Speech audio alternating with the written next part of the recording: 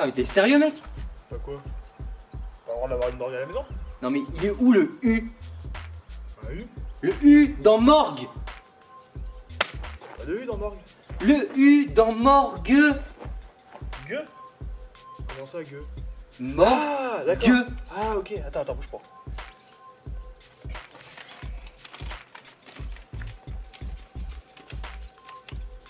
Qu'est-ce que tu branles? Mec, c'est bon, ça te convient comme ça? C'est quoi, laisse tomber. Morgue? Allons-y. Par contre, tu peux ouvrir la porte?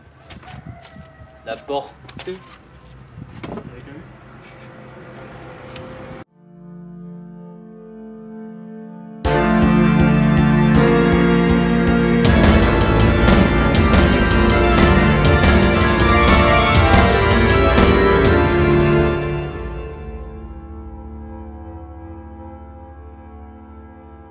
Et wesh méga sur wesh méga science aujourd'hui pour une nouvelle chronique du mois de l'horreur. Et c'est parti avec les éditions Lasca avec Murmure Funèbre. Let's go. Sérieux mec, pour la mort t'es sûr là? C'est quoi le titre du livre? Murmure Funèbre et alors? Bah, ça se passe où? Dans une morgue et alors? T'es con ou quoi? Ah ouais, t'es pas con en fait. C'est vrai, ouais. Murmure Funèbre. Vous êtes bienvenus dans le mois de l'horreur. On y plonge, on parle d'urbex, de thriller, on a tout consommé, les films, les séries, les jeux, les tournages, on va en urbex, on manque de mourir, on frôle la mort, le paranormal, les possessions. Bref, quoi de mieux que commencer par un livre qui nous plonge au cœur d'une morgue. Vous voulez des fantômes? Il y en a. Vous voulez des cadavres? Il y en a. Vous voulez des gens qui pètent les plombs à cause de ça parce qu'ils savent plus où ils en sont? Il y en a. Vous voulez des histoires loufoques, glauques, que ça parle de paranormal? Il y en a. Mais dis-moi, parmi tout ça, il y a au moins une personne vivante dans l'histoire? Ah oui, Tania.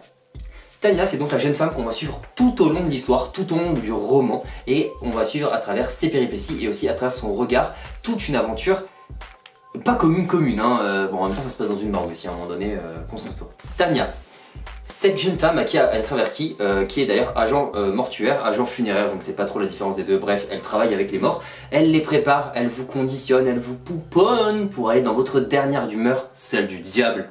Non, je déconne. Il va lui arriver tout un tas de péripéties parce que sinon ça serait pas drôle, ça serait pas un bouquin, ça serait une biographie. Et tu vas me faire croire qu'elle parle aux morts aussi? Comment tu sais? Bah, je sais pas, hein. Morgue, agent funéraire, cadavre, mois de l'horreur.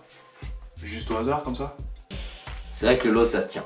Effectivement, elle va parler aux morts, mais pas parce que c'est une médium ou quoi que ce soit, en tout cas elle n'est pas présentée comme telle dès le début.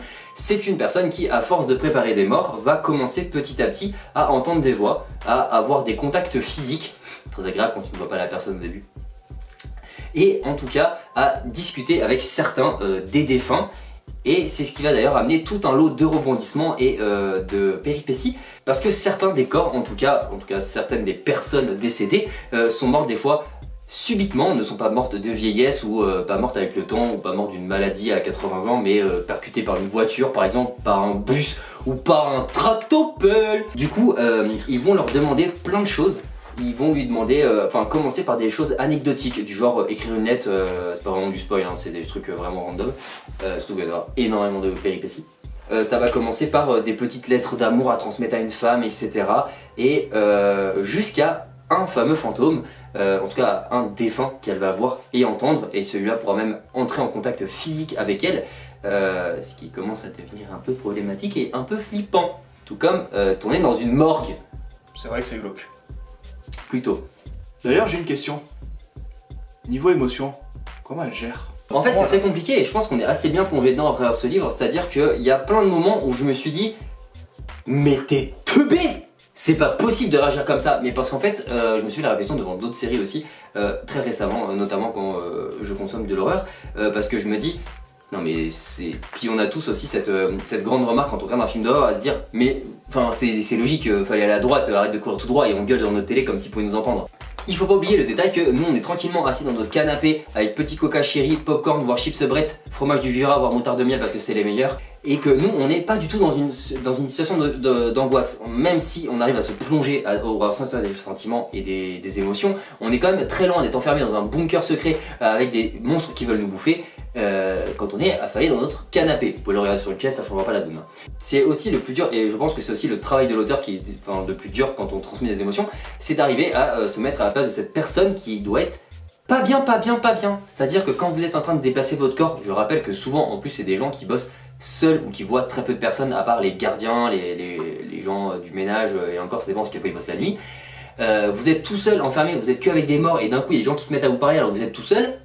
La gestion d'émotions va passer par plein de choses, évidemment, comme vous vous en doutez, notamment elle passe pour une folle parce qu'elle va commencer à en parler, enfin il y a aussi certaines actions qu'elle va faire par rapport au contact qu'elle a eu avec les défunts qui vont faire qu'elle va se faire voir parce que forcément vu qu'elle leur répond à un moment on va la voir parler toute seule. Quand elle a des contacts physiques avec eux aussi, ça arrive qu'il y ait d'autres gens qui passent dans la pièce ou après ça va même s'exporter un peu de mémoire de la morgue, donc elle va se faire voir et du coup elle dans sa tête elle se tient avec quelqu'un et en réalité elle est toute seule. Donc quand tu es tout seul en train d'essayer d'esquiver des choses ou de repousser quelque chose qui n'existe pas, bah on appelle les gars en blouse blanche et on t'emmène dans une asile, hein, très clairement. C'est là où la gestion d'émotions est très très dure. Elle essaie de garder pied sur terre. Elle a toujours cette faculté à se dire c'est fou, j'ai envie d'aller voir et d'aider les gens, parce qu'à la base si elle fait tout ça et qu'elle accepte toutes les requêtes, c'est parce qu'elle veut aider les défunts, et à la fois où elle se dit mais c'est pas normal ce que je vis, c'est pas possible, pourquoi ça m'arrive à moi j'ai rien demandé. C'est vrai que par contre on retombe énormément sur ce petit cliché moi j'ai rien demandé, je voulais être une personne normale. Bon, en même temps je pense que personne ne naît en voulant parler avec des morts. D'ailleurs ce qui est très intéressant et très bien travaillé, c'est que il y a du paranormal dans ce livre, qui je le rappelle est quand même je dirais mi-horreur, mi-feel-good, c'est-à-dire que ça peut être lu par tout le monde, il n'y a pas d'horreur dedans, il n'y a personne qui va se faire découper à la tronçonneuse, ne vous inquiétez pas. Quel dommage. C'est vrai que ça m'aurait bien plu aussi. Mais pour commencer le mode horreur, on va commencer en douceur. Donc c'est assez calme, mais vous avez des apparitions de fantômes, il n'y a pas que ça, il y a plein d'autres choses, vous gardez toujours un énorme pied dans le monde réel, il y a des relations familiales. Elle garde une énorme limite avec le paranormal, et il y a des fantômes mais pas trop, ce n'est pas tout le temps présent. Le livre se finit sur une chute. Je ne vais pas vous raconter la fin du bouquin parce que d'habitude on n'est pas là pour spoiler un livre, mais la chute va vous surprendre parce que le paranormal n'est peut-être pas la solution à tout, mais peut-être une cause, enfin plutôt une conséquence d'une autre cause. Ce qui est fou avec Tania, c'est que c'est un personnage qui est très bien écrit et qui est très simple. C'est une femme qui travaille. On n'est pas sur quelqu'un qui va tenter quelque chose, qui va faire des expériences et tout. C'est juste une personne qui vit sa vie de tous les jours, une vie auquel tout le monde peut s'identifier. Elle va au travail le matin et ça part en sucette parce que c'est une autre dimension presque. C'est comme si on avait pris sa dimension de son travail et qu'on l'avait un peu élargie, tout comme on pourrait prendre, je sais pas moi, les pilotes de courses de voiture et qu'on écartait jusqu'aux accidents, ça revient un peu à ça, c'est-à-dire que c'est une suite pas logique, mais ce n'est pas rare. Les gardiens de cimetières, les agents funéraires, les gardiens de musées aussi qui ont vu ou entendu des choses. Bon, ça court les rues, hein, on va pas se mentir. Hein. Donc on peut littéralement s'identifier, c'est un personnage que j'ai beaucoup apprécié. Sa sœur m'a gavé un peu. Peut-être parce que j'ai pas ce genre de relation avec les gens que je considère de ma famille, parce que nous, on pourrait se raconter les trucs les plus what the fuck, en même temps nos vies sont une série Netflix, hein, vous les suivez. On pourrait se raconter n'importe quoi, qu'on se croit avant tout, on est comme ça, et à chaque fois voir des personnages, je sais plus si c'est sa sœur ou un autre personnage qui ne la croit pas et qui du coup la remet tout le temps en doute. Alors oui, pour le bien de l'intrigue c'est hyper intéressant, mais sur un bien humain, coup de coude. C'est quelque chose que je ne peux pas supporter, et du coup c'est un personnage que j'ai aimé détester.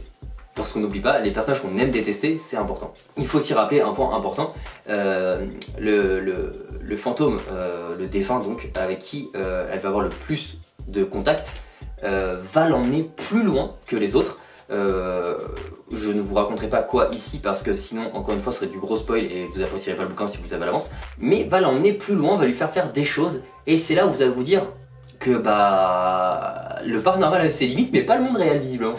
Voilà, c'est cadeau. Je vous laisse avec ça, hein, dépatouillez-vous de ça. Enfin, si vous avez envie de plonger dans de l'horreur, j'ai envie de dire soft, entre guillemets, quand même bien écrit, qui est hyper intéressant, découvrir un peu une pratique, parce qu'au final, on parle quand même de tout le monde funéraire, en fait. Du monde funéraire, on en apprend beaucoup sur cette discipline, etc. Ça, je trouve ça aussi hyper intéressant. Il y a même de l'humour avec certains des fins, j'ai trouvé ça hyper agréable et hyper drôle, j'adore me marrer, haha. J'ai trouvé ça hyper intéressant. Du coup, si vous êtes, si vous voulez de l'horreur soft, c'est pas une histoire qui va vous faire des cauchemars. Si vous voulez un plot twist intéressant, parce que je crois que de mémoire, il y a 33 chapitres et j'ai anticipé le plot twist que 3 chapitres à l'avance. Et pour une personne qui mange énormément d'horreur, notamment pour le mode d'horreur, en film, série, tout ce que vous voulez sur toutes ces coutures, je l'ai anticipé vachement tard, donc c'est vraiment très agréablement surpris. Je vous le recommande, de toute façon comme d'habitude vous avez les liens en barre d'infos. Pour suivre tout le reste du mode d'horreur, vous connaissez, abonnez-vous, tout est en bio aussi. Big up à l'autrice aussi, ces infos, pareil. Un gros big up à la maison d'édition, les éditions Lasca, n'hésitez pas à les soutenir, c'est une très jeune maison d'édition, il y a plein d'autres ouvrages qui sont sortis, on en reparlera d'un autre bien plus tard dans l'année. Et puis bah nous, on va y aller hein, je vais quitter la morgue moi. Et un grand merci à Pêche qui me suit dans toutes mes aventures comme d'habitude. On n'oublie pas tout le reste de la Remote Squad qui est présent sur en barre d'infos, n'hésitez pas à aller voir leur taf. C'était Titou, on se retrouve demain pour une nouvelle vidéo. Peace. Sans déconner, t'as vraiment une morgue chez toi? Mec, j'ai eu une vie avant que tu me connaisses. Ouais, c'est pas faux. Et tu peux vraiment avoir tout ce que je veux? Tout. Intéressant.